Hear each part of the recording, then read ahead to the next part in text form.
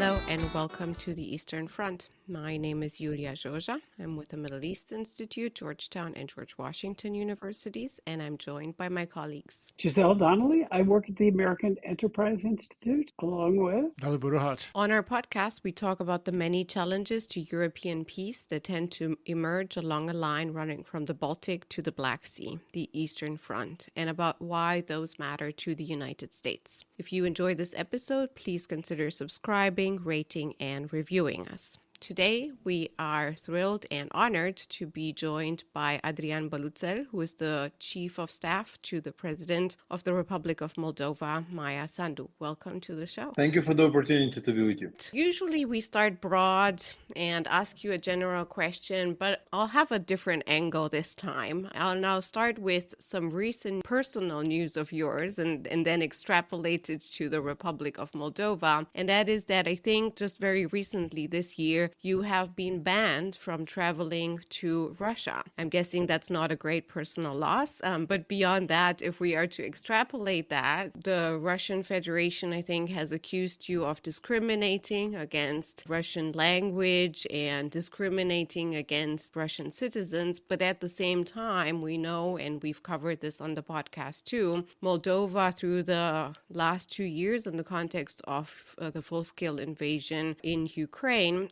has been facing ample hybrid warfare from Russia with a series of means, from propaganda and disinformation to the violation of airspace and missiles flying over Moldovan heads to bribings, election interference, etc. So, of course, this is, I'm guessing, the context of your personal news. So can you tell us a little bit about this specific state of the hybrid warfare between Russia and the Republic of Moldova? If you are to look back over the last 1-2 years, what are the main challenges coming from Russia and how are you trying to fight them? Thank you. Look, the personal introduction to go to Russia, I wear it as a badge of honor. The second, it's a massive Russian narrative that current Moldovan government, authorities, president somehow has something against Russian people, which is completely not true. The Republic of Moldova has a significant number of a Russian minority.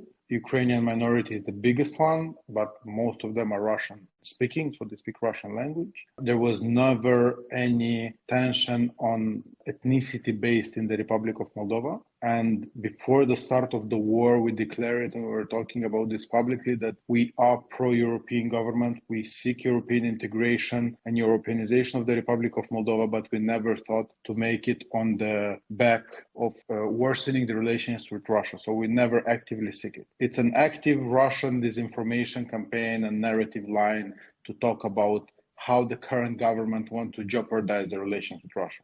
But Russia is the one who started the full-scale invasion of Ukraine, murdering and killing people. So there is no other way of us proceeding than to declaring and stating publicly what it does. In regard to the Republic of Moldova, since the day one of us, President Sandu stepping into the office, a new government, a pro-European government stepping into the office, we saw blackmailing from Russia Federation in energy market. We saw and outright disinformation campaigns launched by exponents of Russian Federation, and the intensity of these phenomena keep increasing. So this presents itself as one of the main security threats to the Republic of Moldova. We have a new security strategy in place in the Republic of Moldova, which for the first time in history presents and names Russia as a significant or the main security threat of the Republic of Moldova.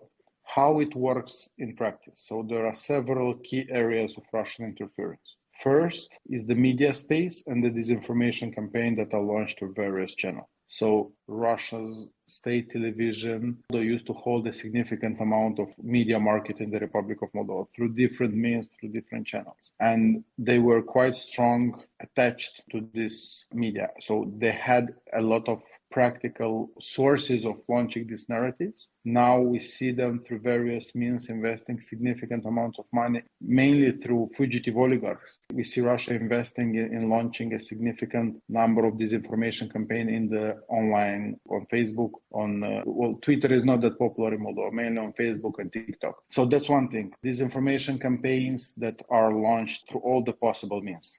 Second, we see that Russia teamed up with a number of fugitive oligarchs that previously used to control the political life in the Republic of Moldova, and are actively trying to create different political projects that would promote Russia's rhetorics and Russian interests. We saw that in the current Socialist Party, that is a parliamentary group, but they're not that radical, although we are openly pro-Russian party, but we see more and more radical parties like Shor Party that was declared unconstitutional, and other parties created by the Shor group, which try to radicalize a number. We had an investigation that became an international sensation of a group of independent journalists that infiltrated in those protests and documented how those people were paid. We see an incredible amount of money that they tried to use during the latest local election that we had in autumn 23, where they literally tried to bribe people for the votes and this way winning elections. They didn't succeed, but the danger remains. So Russia, alongside with fugitive Moldovan oligarchs, are teaming up in order to create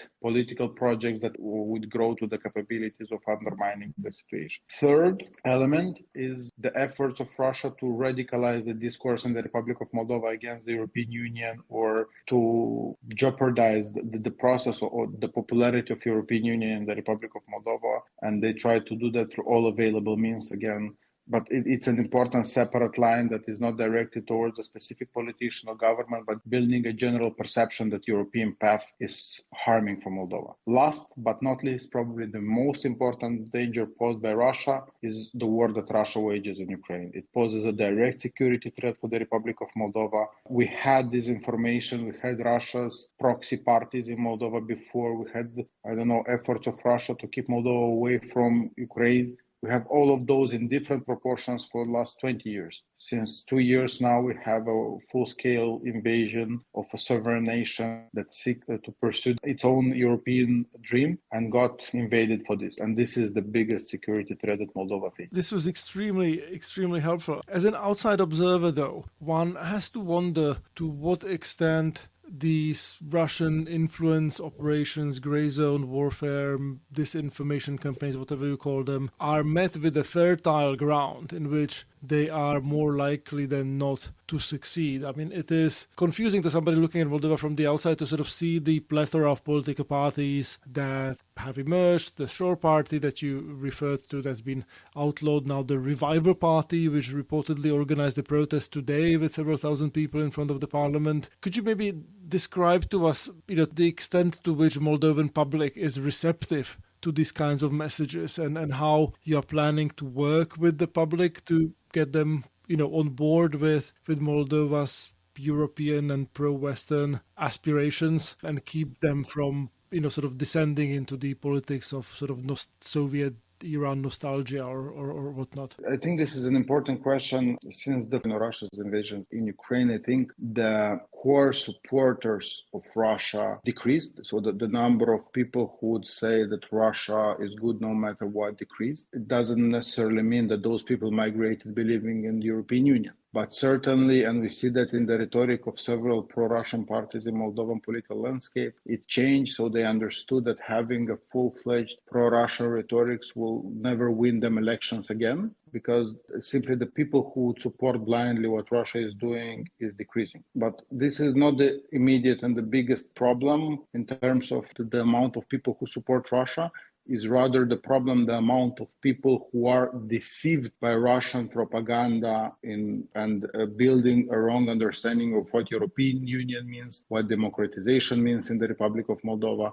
So Russia is not necessarily targeting campaigns to increase its popularity in the Republic of Moldova, rather than deceiving that everyone else is the same like Russia. There is no value choice, and actually the values that are promoted are wrong. Can you tell us a bit about how you combat the disinformation campaigns, what works, what hasn't worked, whether you have shared techniques and best practices with Ukrainians or other neighbors? In many ways, the entire West is under Russian propaganda assault all the time. So I'm just wondering, this is part of the strategic situation, part of the landscape in which we find ourselves, but it's very hard to judge how things are going. Again, like sort of what works and what's harder to break through? We started combating Russian propaganda in a very grassroots manner. I mean, even before President Sandu coming into power and Action and Solidarity Party winning the majority in the parliament,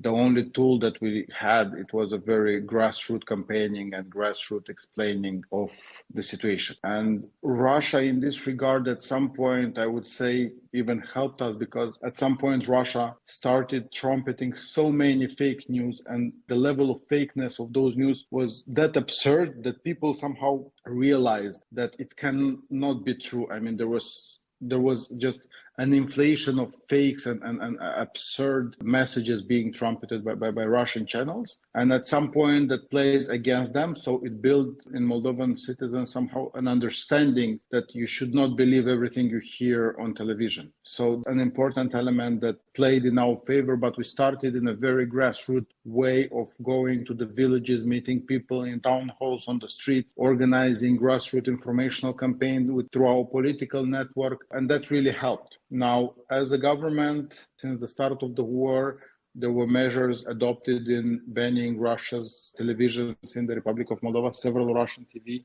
that were promoting fake news. We launched a new strategic communication center for the first time in Moldova's history that would analyze the impact of malign propaganda, disinformation on the national security, and the impact on various aspects of social and political life in the country. It's yet to see the center being operationalized in full, but I think it will become an important tool of understanding what Russia is planning, what narratives it's launching, and how they are impacting national security and the situation in the Republic of Moldova. So, but one should not exclude another. I mean, we are still doing the grassroots campaign, that we communicate through our networks of supporters and people. We try to be active. I mean, simply combating propaganda doesn't work. If there is a communication void, it will be filled sooner or later. And it's important to have your messages, to have out there, to have your people talking about what you're doing to combat when you see narratives that are fake and wrong, to come with opposing messages and correct information, so it doesn't create a void of information. And in this regard, by the way, transparency helps. We realize that every time we're being transparent about our decisions, about plans of the government, talking to public about it, it's harder for the Russian disinformation campaigns to take ground. So we talked about propaganda extensively and disinformation, and clearly Moldova has been at the center stage also due to its vulnerability long term and in the context of this war. What about defense? You mentioned earlier the national security strategy, the new defense strategy of Moldova, which is groundbreaking. You've also mentioned that Moldova's defense and security depends on Ukraine. So tell us a little bit more about where currently Moldova is in its efforts for basically arming up and increasing defense. And tell us a little bit about that in a context of Moldova constitutionally being forced to be neutral, and how sensitive this is also in the context of public opinion, disinformation, and NATO standing, and of course the United States in public opinion in Moldova, and also about the fact that Moldova starts off really from scratch in the context of having very limited, if any, armed forces. And so it's been now 2 years of the full-scale invasion. We know there's more cooperation, of course, with Ukraine, more cooperation with neighboring country and partner Romania. We know that there's help from the EU, as well as a little bit maybe from the United States. But what is happening at the national level in this context? First of all, an important distinction to make within the new national security strategy is that we, for the first time, view security not only through the lens of defense. We view it in a broader sense in terms of energy security, economical security, informational space security, and so on and so forth. And defense plays an important part. So as a follow-up of adopting the national security strategy, the next step is to update our defense strategy, and the work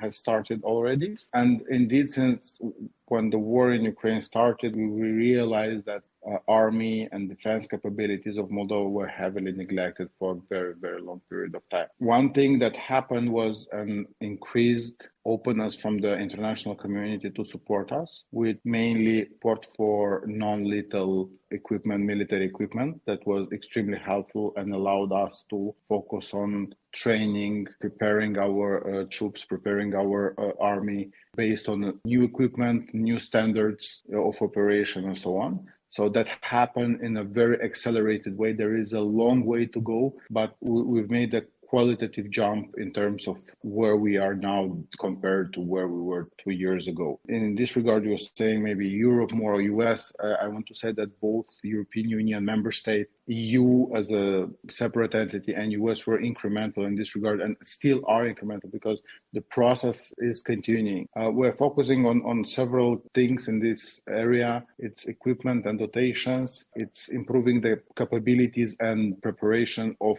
military personnel and improving the quality of dotation on the personal side. So that's on the defense part. And in the past year, for example, France helped us to get new radar that Moldova never had in the past several years, a modern radar. And we had several months ago during 2023, several cases of Russian missiles flying over the Republic of Moldova.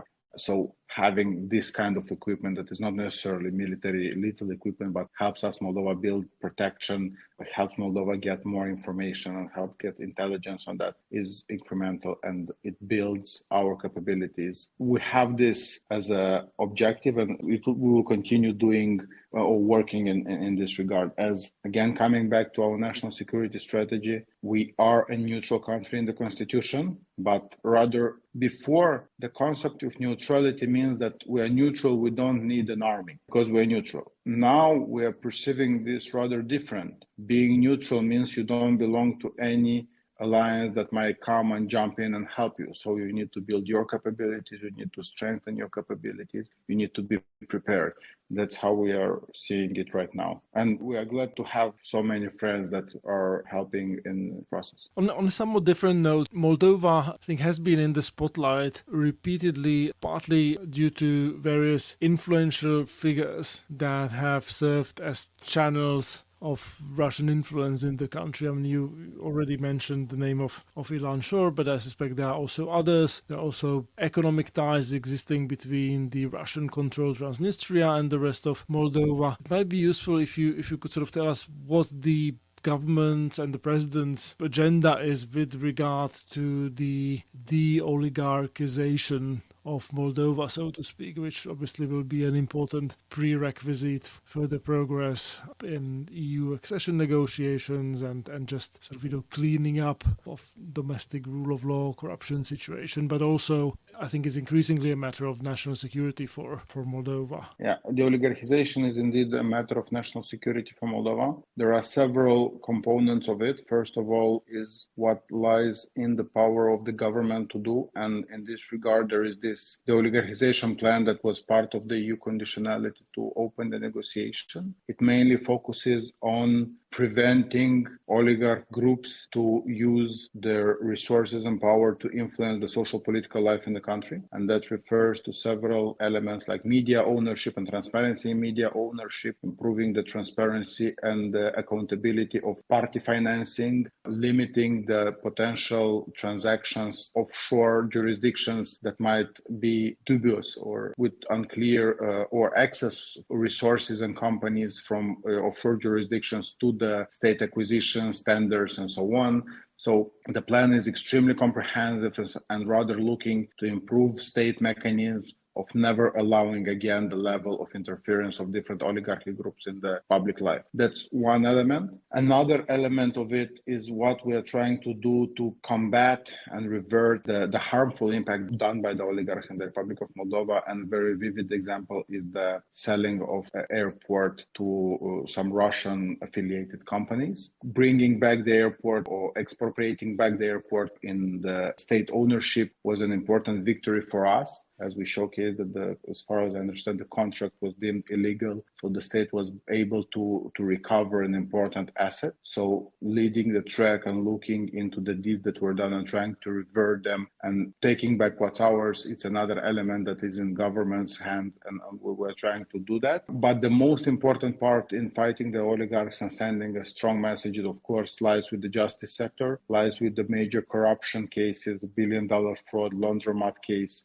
and seeing progress and results in those cases is the most important tool fighting oligarchs. Showcasing that the justice is working and no longer can be influenced is the main element of fighting oligarchs. We have some progresses on that, but I have to admit that the progress is slower than everyone's expected. And we try to do everything we can to advance with the vetting process, with the reform of the justice sector, but I'm sure more can be done in this regard. And many Americans, most of the news they hear about Moldova is related to Transnistria. We can't go a couple of weeks without anticipating a Russian false flag operation or, some protests that are projected to spill over into violence and revolution and so on and so forth. It's very difficult to track the true situation here, at least in the United States. I'd be interested, Adrian, to get your take on where things stand. And, it's like separatist has become a formal name of the region. So please enlighten us. I'm moderate optimistic about what we are there right now. What I think an important success that we had since the start of the war that is not necessarily labeled as a success, but it's a very important thing was that since the start of the war, we managed to preserve peace and stability in Transnistrian region and in relations with breakaway Transnistrian region. And we know that there were many attempts to destabilize this equilibrium and this peace and stability in cooperation with so-called authorities from the Transnistrian region. But that was the primary goal, not to allow escalation that so many try to inflict. So that is an important element. Second, I believe the equilibrium and the peace and stability that was achieved was due to several key factors. First of all, the Transnistrian region, due to this FTA with the European Union, exports more than 70% to the EU at this point, not around 70% to the EU, to be fair. And that creates an important dependency of Transnistrian region to the European Union that they cannot simply give away. That's one thing. Second of all, since the start of the war in Ukraine, they can no longer rely on other sources of import or economic trade. And Moldova, right bank of Nistru, became the only source of logistics and commerce. So that is another important element. And third, two main industries, electrical energy power plant and a metallurgical power plant, are dependent on acquisitions from Transnistria. We are partially dependent on electricity that we buy from the Transnistrian region, and we buy it on lower prices than the European market,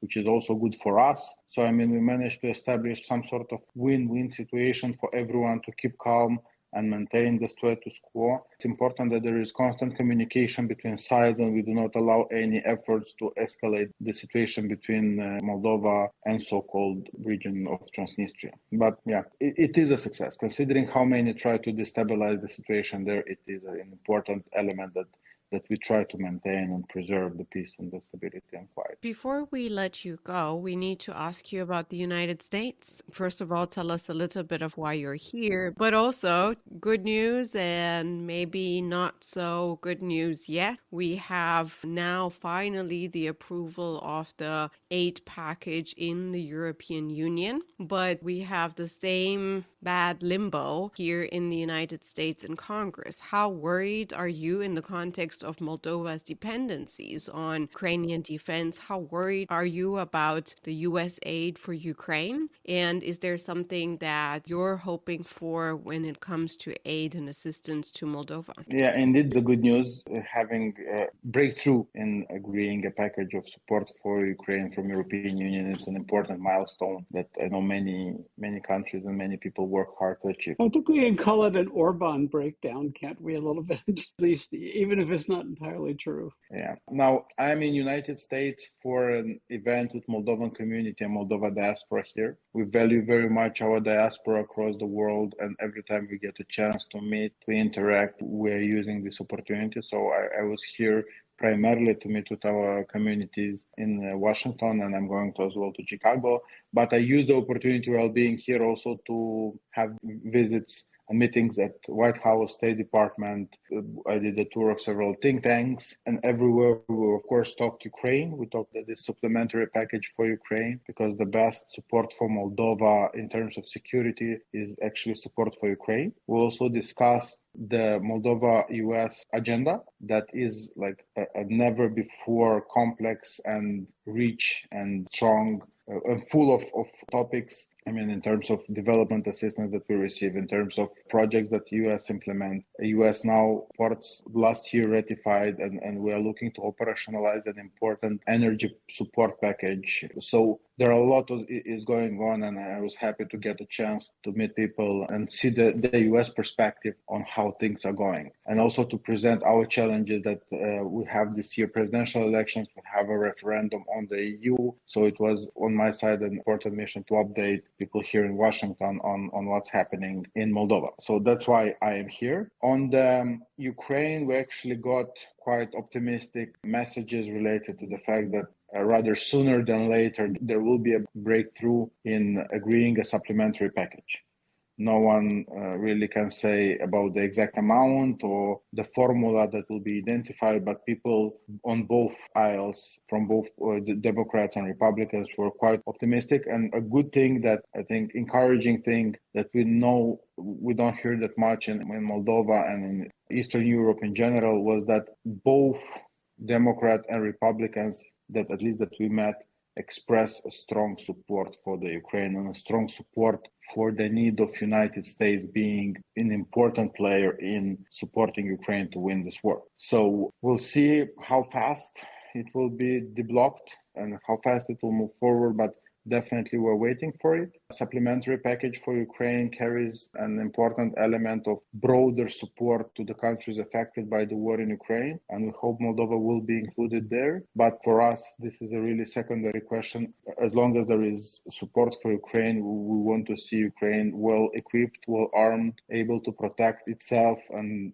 through that protecting us as well. You know, we try really hard to end on a positive note on this podcast. So, Adrian, you didn't know this, but you actually made it happen. It's very hard when you have a podcast called The Eastern Front in the midst of a war to end on a positive note. But here we go. Thank you so much for joining us, Adrian Băluțel, Chief of Staff to the Moldovan President, Maya Sandu, and we hope to see you also in person sometime soon when the Eastern Front is planning to travel to Moldova and to Ukraine. Looking forward welcoming you in Chisinau. Thank you for the opportunity to be on your podcast. In the past 2 years, the situation has been grim. There is a complicated year ahead. And in these circumstances, one can only be and remain optimistic. That's the only way to go forward. So regardless of everything, we want to stay optimistic and keep moving forward. And thank you for talking about what's happening in Ukraine and Moldova. We appreciate this a lot. From me, Yulia Joja, and my friends. And me, Giselle Donnelly, and Dali Buruhaj. Thank you for listening to the Eastern Front. If you enjoyed this episode, please consider subscribing, rating, and reviewing us. To stay up to date with the Eastern Front, please give us a follow on Twitter or X at Eastern Front Pod in one word, and sign up for the newsletter included in the show notes. You can find more episodes and additional content on our website, aei.org, Apple Podcasts, Spotify, or wherever you get your podcasts. Thank you, and until next time, goodbye.